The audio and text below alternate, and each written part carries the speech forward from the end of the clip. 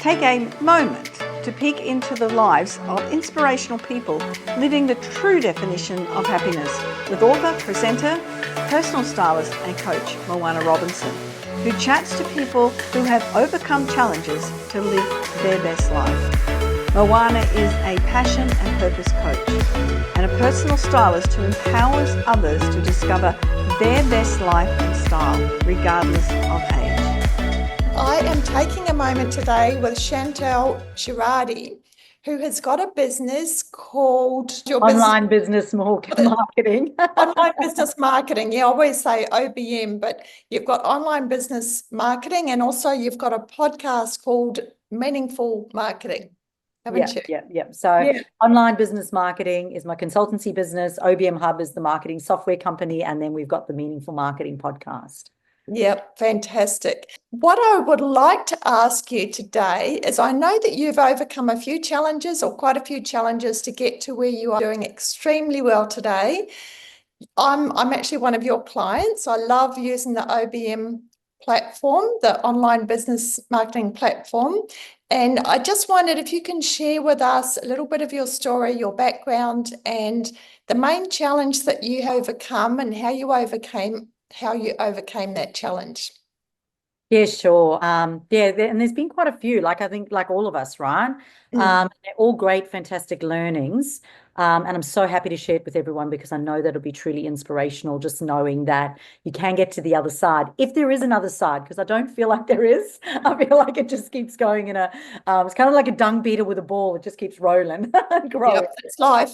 Yeah, it's life. It's life. It just rolls and it grows and you just keep going with it. So you'll notice with my accent, I've got the South African Australian accent. And the story goes is that in 2008, I got the opportunity to move from South Africa to Australia. Now, in South Africa, I had paid off houses, cars, newly married. I had 3 daughters under the age of 5, lots of grannies and grandpas to help, raise the children. And in South Africa, you've got your maids and your nannies and all of that as well. And everyone knows who you are because you grew up there, you went to school there. So in South Africa, I owned health, wellness, and fitness centers. And everyone knew who I was. Getting clients was really easy. I didn't have to do any online marketing.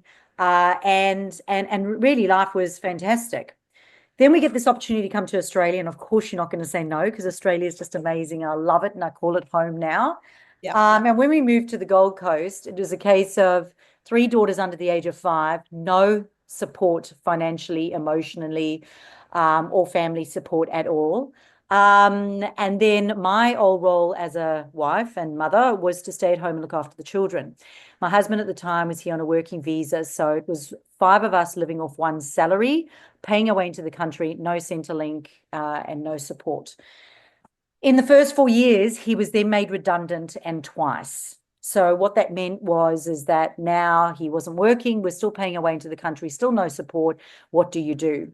So for me, the only thing that I could think to do was to try and grow a health, wellness and fitness business of some sort on the Gold Coast, which is a saturated industry. And no one knows who I am. And now I'm going to try grow this business. And the only thing I could really do was, whilst the children slept or were playing or were doing something, the only thing I could do was really get on Facebook and get online on my phone because I couldn't get out to networking groups. I couldn't get out to, business meetings. So the only thing I really could do was figure out this thing, online marketing. And I couldn't afford to pay for virtual assistants. I couldn't afford to outsource it to marketing. I couldn't afford to do paid advertising at all. What I had to do was figure out how to do it. And whatever I did online, I actually had to have it result in paying customers. I couldn't have it not, because I literally was counting tiny teddies into little Ziploc bags for my children. The early stages were incredibly stressful. So the claim to fame is that within the first 5 years, I built a 6-figure health, wellness and fitness center on the Gold Coast. And everybody went, well, how the hell did you do that? Like, you didn't know anyone, you had no financial help, you're not a marketing person, I'm hyperactive, I actually don't like being online. And everyone was going, well, how did you do this? And I just went, I don't know. and which is the truth. But I did it. But then, of course, you have your new challenges because now I've got this health, wellness, and fitness center. At that stage, I'd left my husband. So now I'm single, 3 children, running a health, wellness, and fitness center. I now got the expense of everything. And in my mind, I just have all the subcontractors within the facility, and they would just pay me rent every week. And then we'd all refer to each other and we'd live happily ever after. And the reality of it is that my business was funding the rest of the business because every time Friday came when they had to pay rent, they couldn't afford to pay rent because they couldn't get customers. So I started to use my health, wellness, and fitness conference room, this little room which you could fit about 30 people in. I started to run these regular meetups for health, wellness, and fitness professionals where they could come in and I would teach them what I'd learned. Well, initially I got in professional speakers and experts to come in, and whenever I couldn't, I went, I'll just talk on what I did and show people. And eventually the word got out on the Gold Coast in all professional services going, well, could you show us how to do this? Because we can't outsource it. We don't want to outsource it to VAs. We don't want to outsource to a marketing company. We don't want to pay for paid advertising. But how do you actually not just do social media, but how do you get clients from it? How do you actually build an email list and actually then convert them into clients? How do you actually manage all this stuff? How do you monetize it? So for about 5 years, I was doing both. And then I sold the Health, Wellness, and Fitness Center prior to COVID. And then the challenge was, big challenge number 3 was imposter syndrome, because imposter syndrome sets in, and it wasn't just imposter syndrome. It was actually a lot of my close network as well, where they said to me, how can you do that? How can you be a marketer when you're a personal trainer, when you've run health, wellness, and fitness centers, when you know nothing about it? And I probably for a year really struggled with even being able to price myself or go out to the market because I had this imposter syndrome around me. And then I remember someone saying to me, you only need to know more than the person that you're speaking to. And they have to just be prepared to pay you. And you've got to be prepared to upskill yourself enough to be able to deliver on what you've promised. And I went, okay, let me just do this. I still remember I used to charge like $300 an hour. $300 for 3 1-hour sessions. It was insane. I still had that personal trainer mentality. And, within the first 3 years, I had my Facebook strategy business. Over COVID, I had to rebrand it to online business marketing because everybody thought I was Facebook. That's how good my branding was. Everyone thought I was Facebook. So when they lost their Facebook account, they came to me. And of course, that's the last thing I want to do is recover Facebook accounts. We help businesses generate leads on Facebook without paying for ads. So that really was sort of like the massive story of everything. And so it continues. Last year, I created OBM Hub, and OBM Hub's a software company. And for us, all our clients were struggling with having to pay for multiple platforms, having to learn multiple platforms, having to get VAs that know multiple platforms. And we just went, if everything's all in one, we'll just do that. But of course, I then had to completely wing that business over the last year, and not being a techie person, it's been a great challenge. And again, I think if you put your mind to anything, you can achieve anything. So, I always say fear. You can either face everything and rise, or you can fear everything and run. And that business came about from a need that you had, wasn't it? Because you wanted to have everything all in one package. And I was looking for selfish. I'm so selfish. I promise you, Moana, all my businesses was because of my needs. That's perfect, because if you need it, it means someone else needs it as well. And what you were saying before about all you have to do is just know a little bit more than the other person, that stops it from being a great big gap, and people can relate to you more, and you're more like a coach and a mentor then, or more like a mentor, because they can follow in your footsteps. They can gain confidence from you. What do you think it is that causes people to have imposter syndrome? Look, I mean, if you go to my podcast, the Meaningful Marketing Podcast, I did create a podcast episode on this, and I think there's also a blog on my website. But the thing is for me, It's you get a lot of input from a lot of people and they don't intentionally do it. But we also judge ourselves. So you get external input, then you've got internal input telling yourself that where you're judging yourself. But for me, the greatest thing for overcoming that was to gather evidence to support that it's not true. So for me, for example, when I first started doing sales calls and I had to pick up the phone and talk to people about buying marketing, all I did was read all the reviews that people had written about me that said that I'd done something for them. So I would pump up my muscle, my confidence muscle, and I'd build that muscle before I went on to go gather evidence to support that my internal thoughts and my subconscious beliefs are actually trying to hold me back from this. That's right, because you're actually telling lies to yourself when you have that imposter syndrome, but other people aren't going to lie to you about you. They're not going I think sometimes they do. And this is the to. importance of having the right people around you, because I find that, as you grow and evolve as a person, there are going to be naysayers. So you've got to be very careful who you get opinions from. And nowadays with social media, it drives me nuts when people go out and they ask for advice or opinions from strangers in Facebook groups, like-minded bitches drinking wine. You've got Yeah. no idea the context or perspective that person has. And now you're going to take on those things. So, I mean, I had some of my very close friends say to me that they never thought I was going to make it. And they weren't doing it because they weren't doing it. They were trying to do it to protect me because they didn't want me to fail.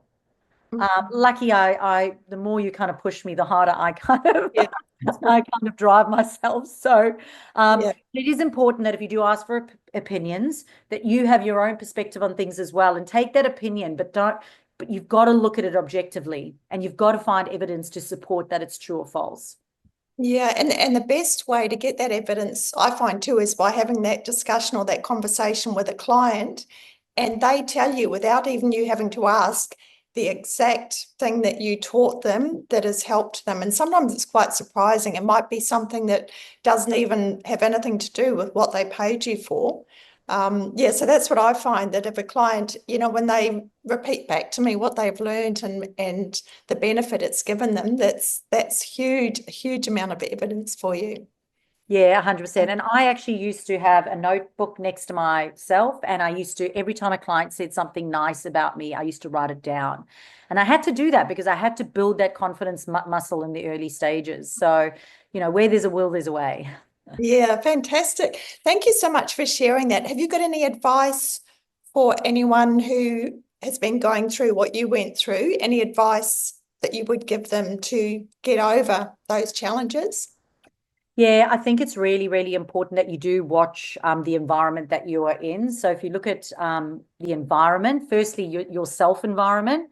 So what is the environment that are you exercising? Are you taking care of your health? Are you sleeping? Exercise, sunlight, all of those things.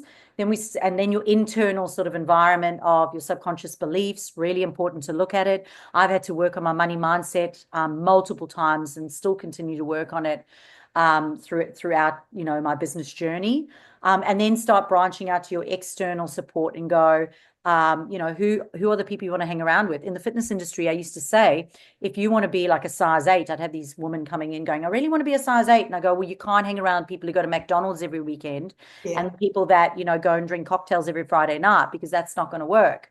So, you've got to look at the people that you have around you, because proximity is power. So definitely make sure, if you just clean up your environment, other things you can do, and I saw you do this the other day, which is decluttering, which is another amazing way to do that. It's all about your environment. If you can protect your environment, that can truly help you build and grow and empower you. Yep, that's great. Thank you. And I always think of the keys to happiness as being someone to love or something to love, something meaningful to do, and also something to look forward to. So first of all, can you tell me about your family, your daughters? I know you love doing what you're doing in your business, but yeah.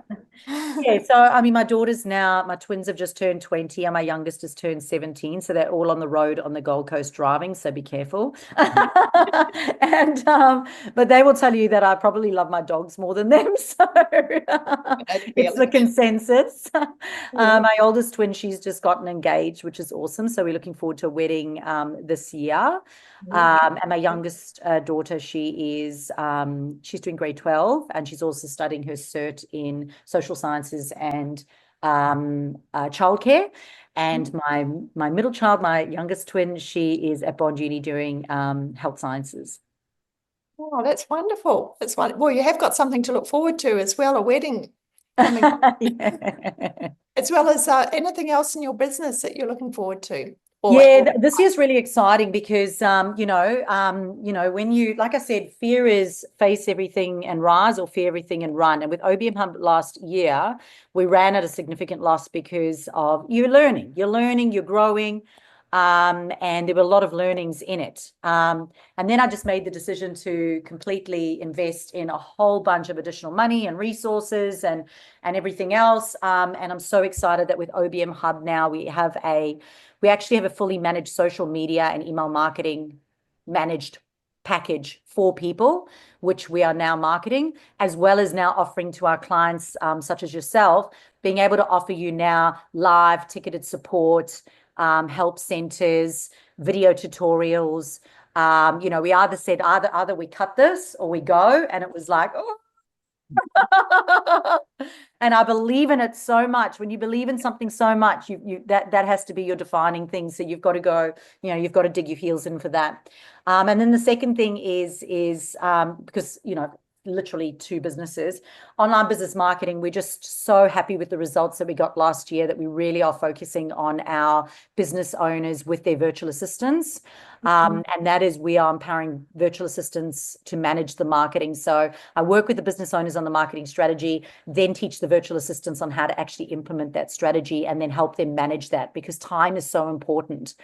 So that over there has just been absolutely smashing it out the water with saving business owners time and money, and getting more out of their VAs. So looking so forward to really, really focusing on those two areas this year. That's fantastic. Well, I really appreciate you taking a moment with me, and I'm looking forward to seeing all the developments with OBM Hub, especially as I'm a client as well. No, it's an absolute pleasure, and customer service is something we certainly are working on. So Yeah. Well, I hope you have a wonderful rest of the day. thanks so much. Thank you for listening to Take a Moment with Moana Robinson. Remember to visit her website, bestyledforlife.com.au, and book a time for a further conversation.